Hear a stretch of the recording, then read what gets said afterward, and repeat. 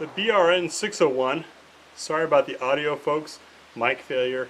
It could be worse. We also got a flat tire right here. Anyways, comes with a very cool retro design waffle pattern 20 round mag. And as you know, mags is one of the things that has to be done. Also to see if the gun will run on the full mag. We got some 62 grain milsurp ammo. Seems appropriate for the first standard issue AR design. Thankfully Brownell's brought this back for us. So I'm also going to shoot the classic way with my body perpendicular to the target and my hand right here by the magazine well. This, believe it or not, is how we were taught shooting upright in the Army before this became cool. Why? Because when I first went in, ceramic plates weren't a thing. So you wanted to be skinnier to your bad guy, not a bigger target. Anyways, see how these 20 rounds run.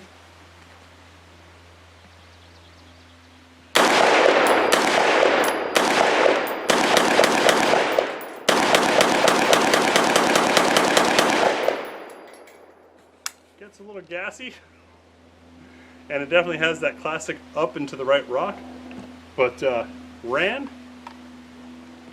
locked back to the rear.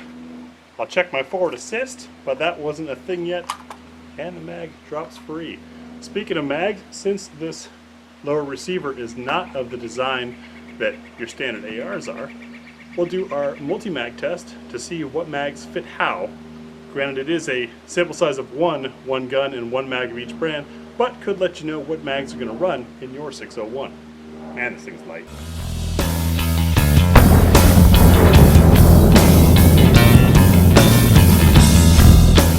Start off our multi-mag test with the Daniel Defense. Gonna look for fitment, make sure it's not wiggling around in there too much.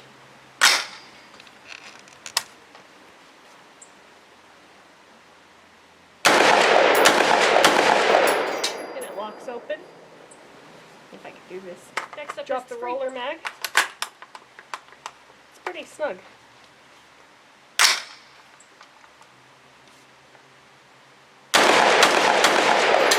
And it too locks open and drops free. Next up is the Master Molder, noted for law enforcement and government use only.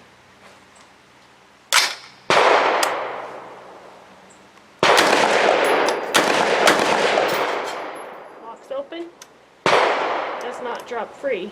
Next we have the C Products aluminum. It's aluminum and it jiggles around a little bit. Would be noisy to try and ruck with. But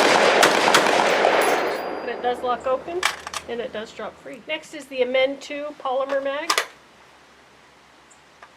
That's snug.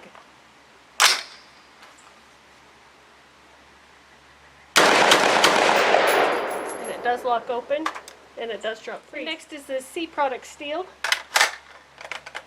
It fits about like an aluminum mag.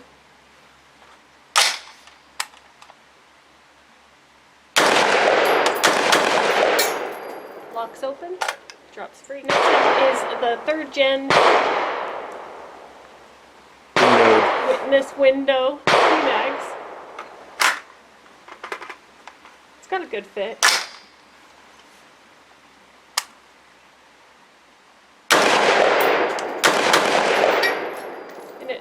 Locks open. Next up is this Troy mag. It's got a little bit of play in it. I would have expected it to fit snugger.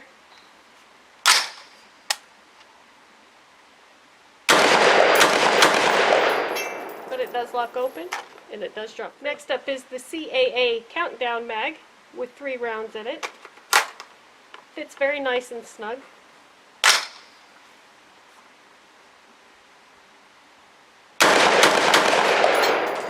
Locks open and drops free. And last we have the Lancer. That wiggles a lot for as snug as it went in.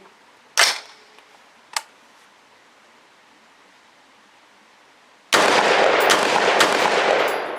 it does lock open and it did drop free. And it's dinner time, as in what's for dinner time for the BRN 601. We have some nice large green and wine targets all the way out there at 100 yards. Why so big? Well, because we're using irons. Now, fortunately, you can consider Miss Tia and I to be classically trained in the art of iron sights, as both former Army NCOs. We got after it zeroing this thing and think we got it pretty dialed, but we're not 20 anymore, so hopefully our eyes will not betray this gun.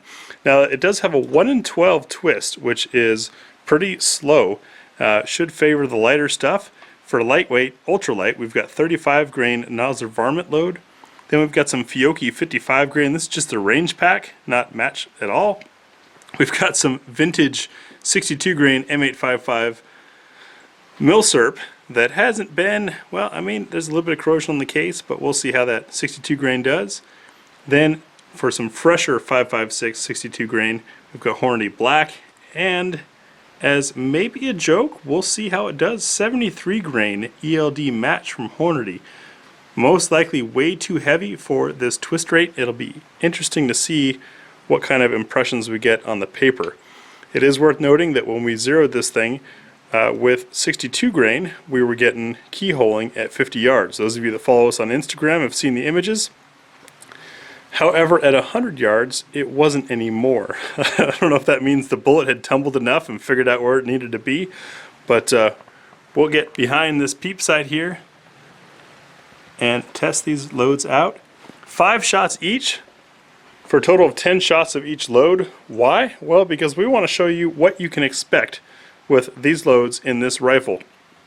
2 different shooters and 10 rounds is definitely not going to be the tiniest group. We're not going for the tiniest group.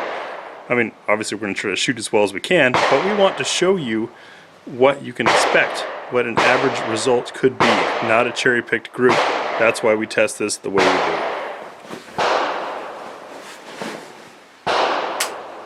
Bottom left? Yes. Okay.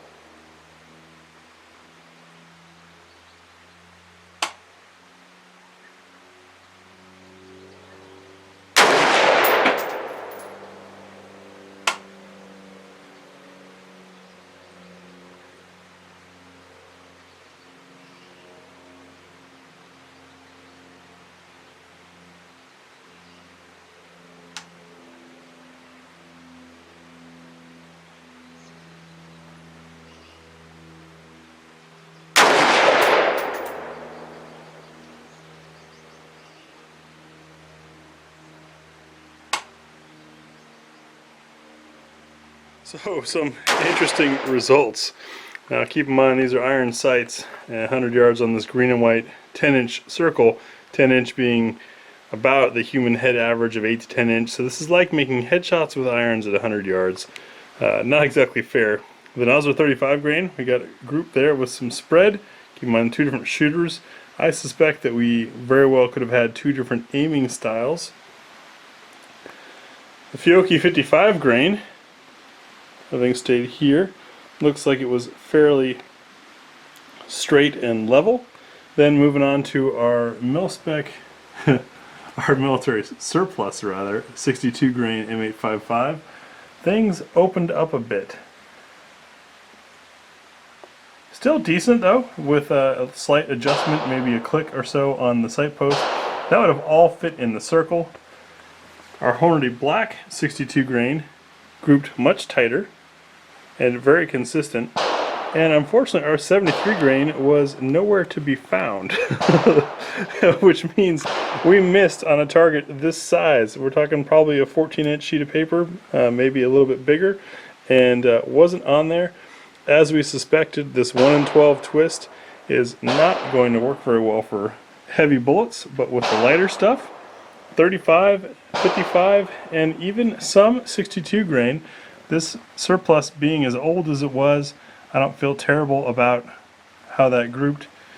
The Hornady Black, of course, being a much finer, better built, and more modern round, did really well. So, do these groups look bad if you wanted to say 5 shots, 100 yards? Well, yeah, maybe, looking compared to a scope. But looking at these groups and considering two different shooters' iron sights at basically a head-sized target, I'm happy with these. We should probably shift our zero up a little bit for the long run. But the accuracy is there, and it wasn't quite as terribly load sensitive as we expected. We should also mention that everything 35 through 73 grain cycled. So even with that long rifle gas system and the long rifle buffer system, there were no issues cycling these rounds. Thanks to Brownell's, we were able to shoot a reproduction of the first military issue AR system. By the way, I took a look on Gunbroker at what a real 601 would cost, and I found one for $32,000. Jeez. Of course, that was a machine gun, but yeah, there's not a whole lot of them out there. Tia, I had some flashbacks to military shooting. How about you? I did too. The handguard pull down feature here. I've forgotten some of my terminology, but I saw that and I'm like, oh, this would be fun. And that spot does get warm, just like it did on, well, I mean, I first trained with M16A1s, then M16A2s, then A3s, A4s. How about your time? And we had slightly different periods of service. Yeah, our unit, we had M16s until deployment, and then we switched over to the M4s. Thankfully, I had more experience with weapons than that, being the armor.